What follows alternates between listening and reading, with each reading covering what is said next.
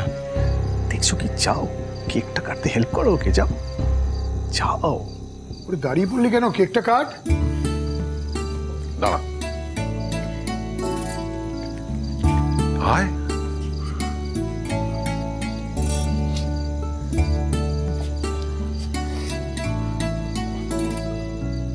এসো না সংকল্প, তুমি এসো, আয় এসো।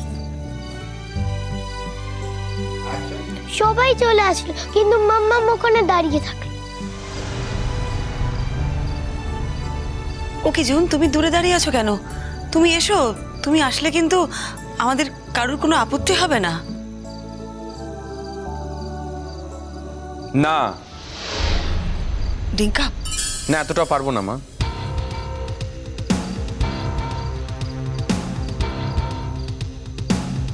আমার জন্মদিনের দিন আমি কেকটা আমার পরিবারের লোকজন আর বন্ধু বান্ধবদের সাথে কাটতে চাই, বাইরের কারোর সাথে না। আমার পাপা একটা ভুল করেছে, মানে সেই ভুলটা আমি সহ্য করে নেবো, মেনে নেবো, এটা তো হতে পারে না। শ্রীময়ী, এইভাবে ইনভাইট করে আমাকে অপমানটা তুমি না করলেও পারতে। সব তোমার প্রি প্ল্যান। না না জুন, বৌদি যেতে দাও। অনিন্দুদা যা যা ভুল করেছে সবটার সাথে যে আমরা, যাকে তুই সময় নষ্ট করিস না, কেকটা কাট। ছেড়ে দাও মা।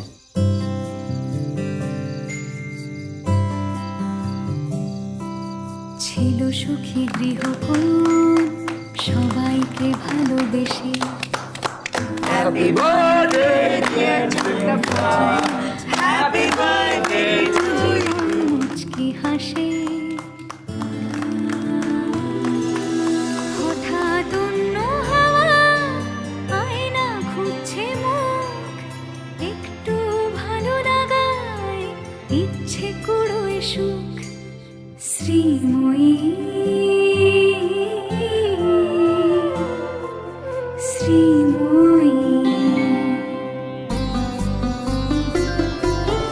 যদি সে ডাকেলো উড়িয়ে বালি ধুলো, চেনা চৌকাঠ রেখেও নতুন পৃথিবী পেল, যেখানে বন্ধু হাওয়া মানুষের পাশে দাঁড়ায়, অচেনা মুখের ভিড়ে নিজেকে চেনা যায়।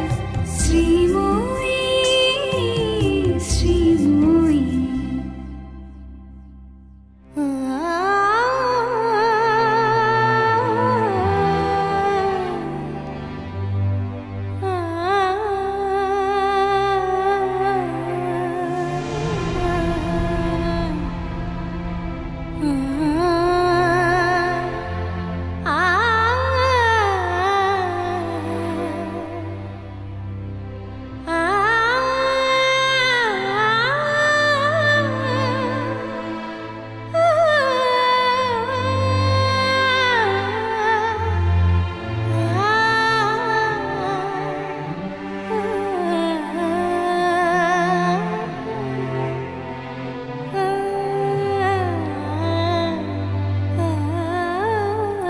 মা, আমি আর কাটতে পারছি না, তুমি একটু বাকিটা কেটে দাও না গো, সবাইকে দেওয়ার জন্য।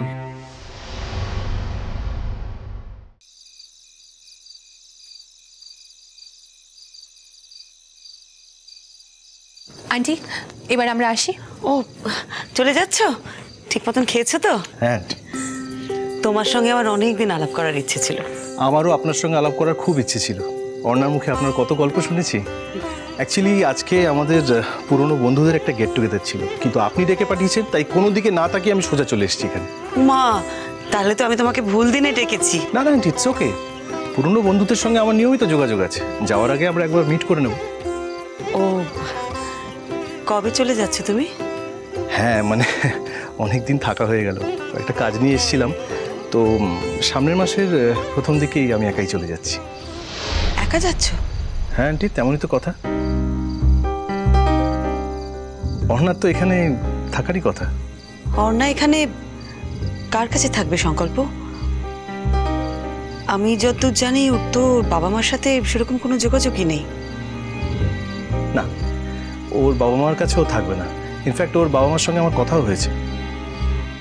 ও আপাতত আমার ফ্ল্যাটেই থাকবে, পরে যখন শিফট করবে তখন দেখা যাবে। কোথায় শিফট করবে অর্ণা? তোমার কি প্ল্যান? আমার আর প্ল্যান আন্টি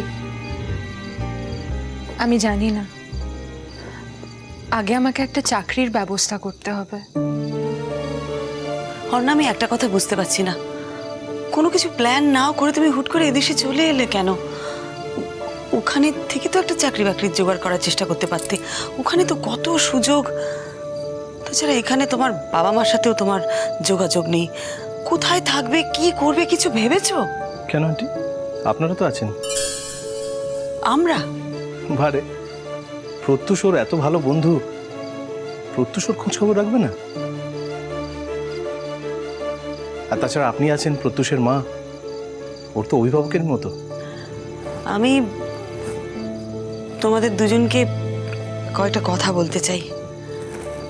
জানি না এত অল্প আলাপে বলা উচিত কি না, তবে আমি আমার নিজের জীবন থেকে ঠেকে শিখেছি তো, যখন যেটা বলা দরকার তখন যদি সেটা বলা না হয় তাহলে পরে পরে অনেক অসুবিধায় পড়তে হয়। তাই কোনো অসুবিধা নেই আন্টি, আপনি নিশ্চিন্তে বলুন। আপনার প্রত্যেকটা কথা আমার কাছে খুব গ্রহণযোগ্য। আমি একজন সাধারণ মানুষ, সাধারণ ঘরের একজন সাধারণ মা। তবে যে কথাটা আমি তোমাদের দুজনকে বলবো তাতে হয়তো তোমাদের উপকারী হবে।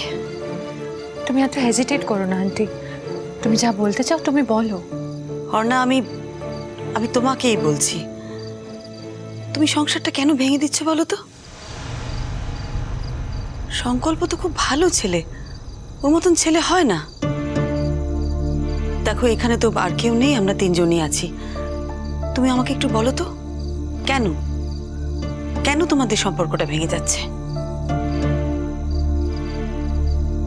দেখো, আমি তো অনেক চেষ্টা করেছিলাম, তোমার বিয়েটা কিন্তু আমি আটকাতে পারিনি। আমার ডিঙ্কা তার জন্য অনেক কষ্ট পেয়েছে, অনেক ভুগেছেও। এতদিনে ডিঙ্কা সেই কষ্ট, সেই দুঃখ কাটিয়ে উঠেছে। তুমিও আশা করি এতদিন সংকল্পের সঙ্গে থাকার পর খানিকটা কাটিয়ে উঠেছো, মনে করতে শুরু করেছো যে হ্যাঁ, সংকল্পের সাথে থাকা যায়।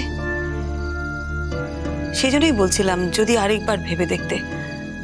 মানে ভাঙচুরের কি কোনো দরকার ছিল? দেখো, তুমি আমাকে ভুল বুঝো না, হ্যাঁ? আমি তো একজন মা, আমি ঘর ভাঙার কথা ভাবতে পারি না। হ্যাঁ, আমার নিজের ঘর ভেঙে গেছে, কিন্তু অন্য কারোর ঘর ভাঙার কথা সত্যি আমি ভাবতে পারি না। সংকল্পকে যদি আমার সেরকম ছেলে না মনে হতো না, আমি অর্ণা তোমাকে এই কথাগুলো কখনো বলতাম না। দেখো, তুমি এটা কিন্তু ভেবে নিও না যে আমি কোনো সংস্কার থেকে কথাগুলো বলছি। কোনো সংস্কার থেকে আমি কথাগুলো বলছি না। ডিঙ্কা আমাকে সংকল্পর কথা অনেক বলেছে। তোমার সম্পর্কে ও যা যা আমাকে বলেছে সংকল্প, তাতে তো আমার মনে হয়েছে ডিঙ্কার থেকে সংকল্প অনেক অনেক ভালো ছেলে। আন্টি, আপনি যখন কথাটা তুললেনই তখন আমার মনে হয় আমার বলা উচিত এবার।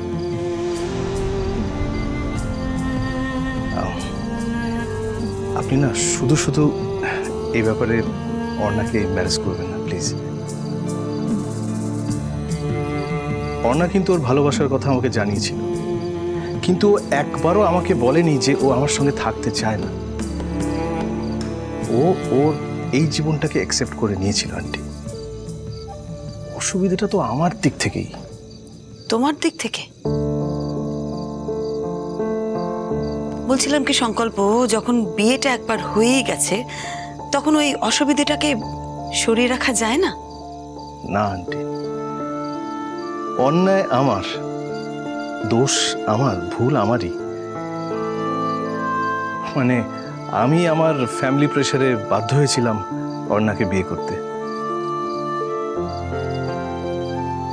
ওকে বিয়ে করার কোনো রকম মানসিক প্রস্তুতি আমার ছিল না, কারণ আমি তো আরেকটি মেয়েকে ভালোবাসি। আপনি নিশ্চয়ই জানেন, আমিলিয়া। আমার ভালোবাসার মানুষ। তো আমার বিয়ের পর আমি বুঝতে পারলাম যে আমি আমিলিয়াকে কতটা কষ্ট দিয়েছি, আর আমিলিয়াও বুঝতে পারলো যে আমাকে ছেড়ে থাকাটা কতখানি কষ্টের।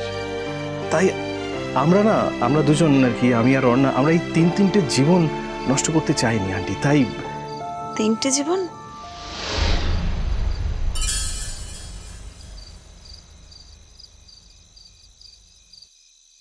টিঙ্কা, দাঁড়া না বেটা, তোকে একটা ভীষণ দরকারি কথা বলার ছিল। এই, কি নাটক হচ্ছে? নাটক ফাটক পরে করো। এই কিসের নাটক? যাও ঘরে যাও, আমি আমার ছেলের সঙ্গে কথা বলছি। গো।